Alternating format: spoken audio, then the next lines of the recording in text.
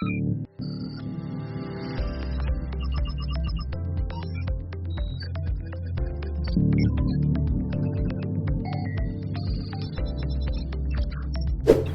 students! Welcome back. This is Ma'am Pao, your information technology teacher. Today, join me as we develop your life skill in information and communications technology or ICT. In our last episode, we learned about computer and IT industry. Let us see the concept map. We have discussed the different computer and IT industries and the hardware life cycle. I hope that our recap keep you on track because our next lesson will show you more interesting and helpful things which you could use in your chosen course someday. If you want to go back and watch our previous episode, all you need to do is go to our YouTube channel and don't forget to subscribe as well. But before we proceed with our discussion, let us look into the learning outcomes of today's session.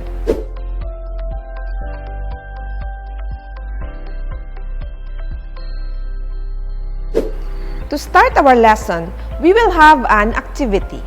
Identify the following scrambled words. You will have 3 seconds to answer the following. Is that clear? Okay, let's begin. Okay, the first word is programmer. Next, system analyst. Another word is, we have network administrator. Next,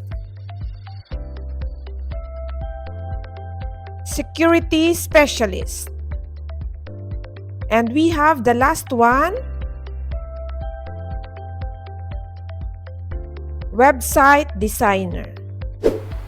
Okay, have you identified all the scrambled words? Good job! Congratulations! These words are example of IT careers. With billions of dollars in annual revenue, the technology industry is a major source of career opportunities worldwide. This industry has created thousands of high-tech career opportunities even in organizations whose primary business is not technology-related. As technology changes, so do the available careers and requirements. New careers are available in social media and mobile technologies that did not exist a few years ago. For this reason, you should stay up to date with technology developments. In this lesson, you will learn about IT professions and career.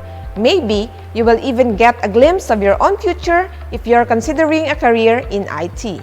So bring out your pen and paper and join me as we build your knowledge towards a better future, one skill at a time. What is a computer professional? Is any person whose primary occupation involves the design, configuration, analysis, development, modification, testing, or security of the computer hardware or software. What kinds of jobs are available to computer professionals? Let us have a closer look at each one. Many computer professionals work in an IT department, the wing of business or an organization responsible for computer, data, software, and support devices. Historically, IT departments were part of an organization's finance department because computers were initially deployed for accounting and inventory management functions. The first one is we have system analyst. He or she investigates the requirements of a business or an organization, its employees, and its customers in order to plan and implement new or improved computer services. Next, computer programmer. He or she designs codes and tests computer programs. They modify existing programs to meet new requirements or eliminate bugs. Then, security specialist. He or she analyzes a computer system's vulnerability to threats from viruses, worms, or unauthorized access and physical damage. They install and configure firewalls and antivirus software. Another is database administrator. He or she analyzes a company's data to determine the most effective way to collect and store it. They create databases, data entry forms, and reports. We have network specialist or administrator. He or she plans, installs, and maintains one or more local area networks. These specialists also provide network accounts and access rights to approved users. Next is computer operator. He or she works with system software for network servers, mainframes, and supercomputers. They monitor computer performance, install software patches and upgrades, perform backups, and restore data as necessary. Another is technical support specialist. He or she troubleshoots hardware and software problems. Good interpersonal skills and patience are required for this job. And we have website designer. He or she creates, tests, posts, and modifies web pages. A good sense of design and artistic talent are required for this job, along with an understanding of how people use graphical user interfaces. Do computer professionals work outside of IT departments? What do you think? Anybody? Yes, very good. In addition to jobs in IT departments, computer professionals also find work in companies that produce computer hardware and software. They are, first, we have technical writer. He or she creates documentation for large programming projects and writes the online or printed user manuals that accompany computers, peripheral devices, and software. Next, computer salesperson or sales rep. He or she sells computers. They might pay personal visits to potential corporate customers or staff the order desk of mail order or computer company. Another is quality assurance specialist. He or she participates in alpha and beta test cycles of software, looking for bugs or other usability problems. Then we have computer engineer. He or she designs and tests new hardware products such as computer chips, circuit boards, computers, and peripheral devices. And lastly, we have manufacturing technician.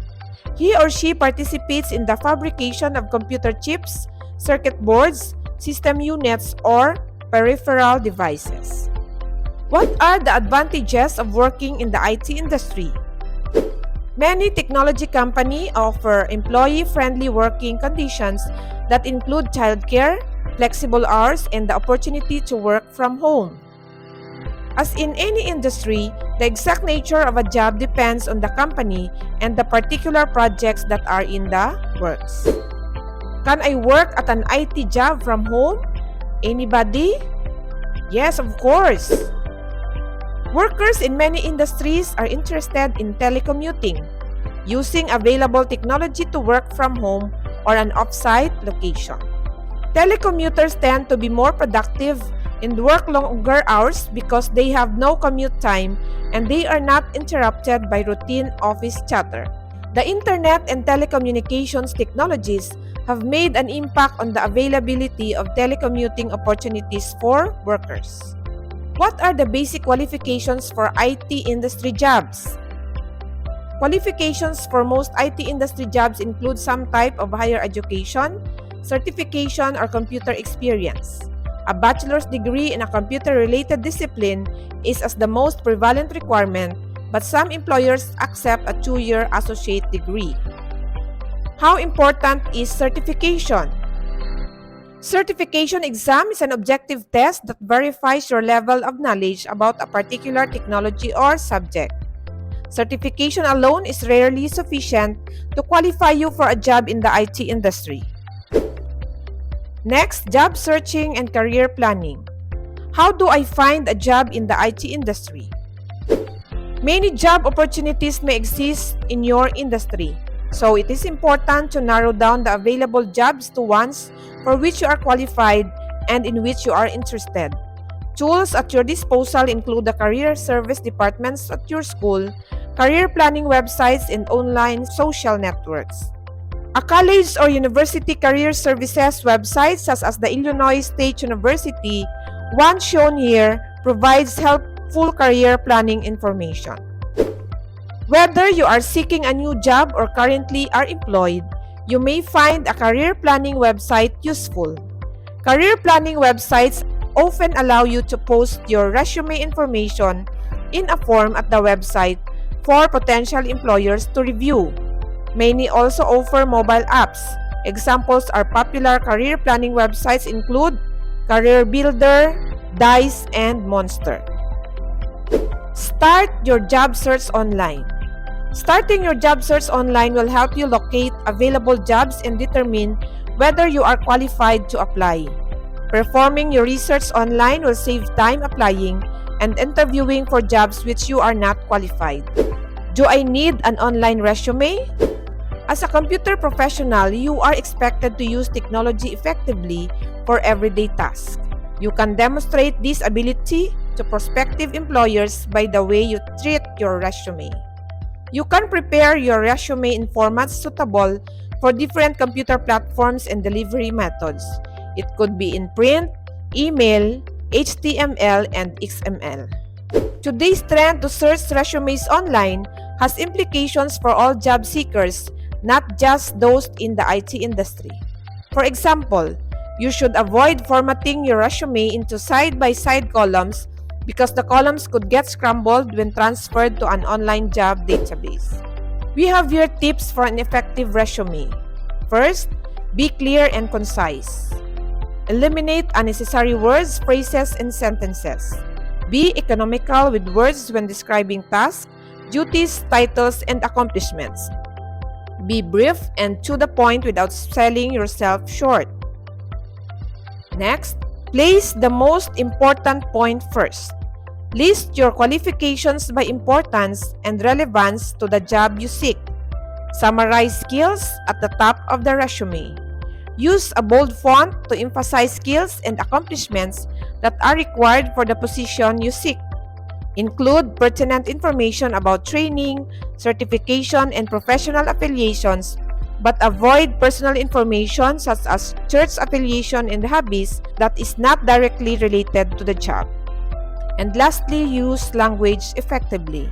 Target terms and wording to prospective employers. Use industry jargon wherever appropriate. Use action verbs to maintain the reader's interest.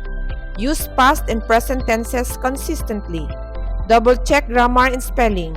And when posting information in a database, use nouns that describe your skills. What is a web portfolio? A web portfolio is a hypertext version of your resume, which might contain links to relevant websites such as past employers, your alma mater, and samples of your work. For example, a programmer might include a link to one of her particularly well-documented and elegant programs, or a web designer might provide links to sites that he or she designed. Where do I post my web portfolio? You can post your web portfolio on a professional network such as LinkedIn. Just remember that your personal website is an open book to prospective employers. If you don't want them to know the details about your spring break, you should remove such extraneous material from your website and social networking site.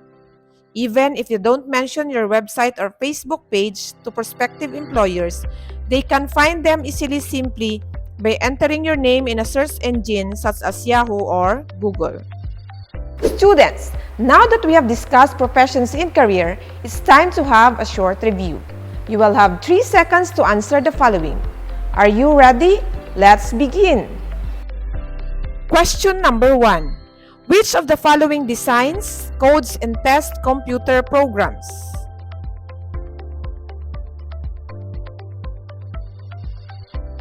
And the correct answer is computer programmer. Question number 2.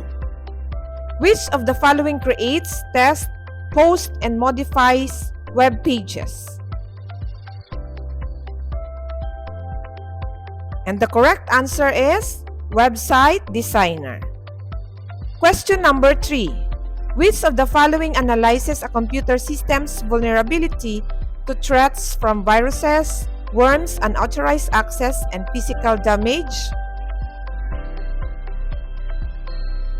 The correct answer is security specialist. Question number 4. Which of the following investigates the requirements of a business or an organization, its employees, and its customers in order to plan and implement new or improved computer services? And the correct answer is system analyst. And question number 5. Which of the following plans, installs, and maintains one or more local area networks? And the correct answer is network administrator. Students, how many scores did you get? I am sure you got high score in this activity, and because of that, good job and congratulations. You often can complete tasks using technology in multiple ways. Figure out how to perform the task described in these exercises by using one or more resources available to you. As what we have mentioned a while ago, searching for a job online is very useful. Who among of you here have tried already? Okay, so let us try to search for a job online. If you know the company for which you would like to work, you may be able to visit that company's website and search for a web page with current job postings. If you'd like to search for openings in multiple companies, consider using a job search website. The following steps will guide you through the process of searching a job online. First, run a browser. Next, use a search engine to locate a job search website, then navigate to the website. Next, many job search websites allow you to search for jobs by criteria, such as keyword, category, or location. If you are searching for a job in a specific field, enter relevant keywords like software developer, or select an appropriate category like technology. To limit your search results to a specific geographical area, specify a location like Philippines. Then, some websites allow you to search for jobs based on additional criteria such as company, salary, job type, education, and experience. Specify these additional criteria by performing an advanced search. After entering the job search criteria, begin the search. When the search results appear, scroll through the results. To find out more about a particular job, click the job listing. If desired, follow the instructions in the job listing to apply for a job. For your exercises, review 3 job search websites. Which one did you like the best? Why? Have you ever searched for a job online? Do you think it is better to search for a job using a job search website or by visiting company websites directly and viewing their job listings? Justify your answer. Please submit your answer in our Google Classroom. Congratulations, students! You have successfully searched for a job online. You did great! You can often solve problems with technology in multiple ways. At this time, you are going to determine a solution to the problem by using one or more resources available to you. For your task 2, describe your solution along with the resources used in a brief report format or Microsoft Word. Submit it in our Google Classroom. And for your task 3, perform the following activity in your laboratory class. Submit your output in our Google Classroom. Rubric will be provided. Congratulations, students! You have found solution to a given problem. Good job! Now it's time for you to write your reflection. And for task 4, write a reflection using the following questions. I hope you had fun studying IT professions and career. For our next lesson, we will continue to discover and learn ethics for ICT professionals. You can still watch the replay of this episode on YouTube. Have fun! Once again, this is your IT teacher, Ma'am Pao, saying, quality education will be achieved when one is eager to learn and innovative.